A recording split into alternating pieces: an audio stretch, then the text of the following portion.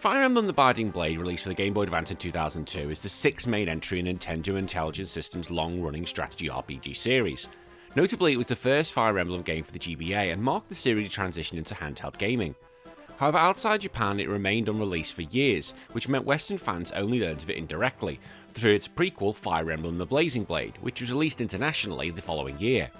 This omission created a kind of mystique around the Binding Blade, especially since it starred Roy, a character many Western players first met in Super Smash Bros. Melee without knowing its actual backstory. Set in the continent of Alib, I think it's Alib, the Binding Blade follows Roy, the young noble of Fareed, oh god's sake, stop making all these weird names, as he leads the Lycian army, I got that right, against the invading forces of the militaristic nation of Bern.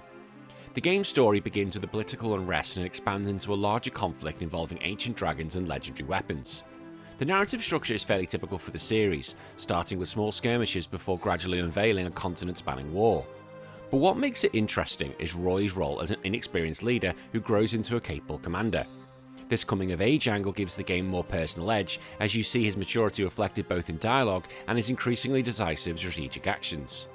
The combat remains rooted in the classic Fire Emblem formula, turn-based tactical combat on grid maps, with permanent character deaths adding tension to every move.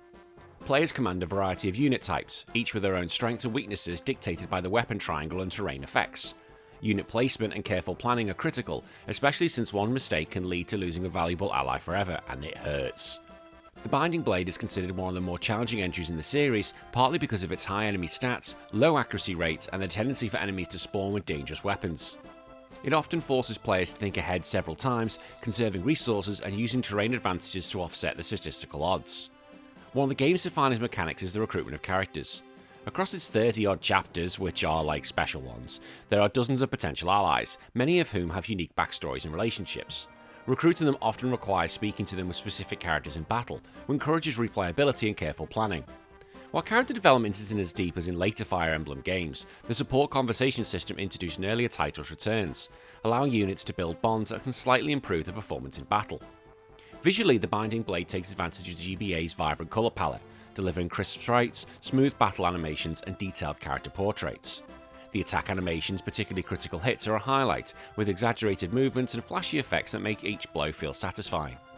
The soundtrack, while limited by the GBA's audio hardware, features memorable themes that capture the urgency of battle and the emotional beat to the story. Roy's theme in particular has become an iconic among the series' fans. Reception in Japan was positive, with critics praising the tactical depth and the return to the series' roots after the experimental Fire Emblem Thracia 776.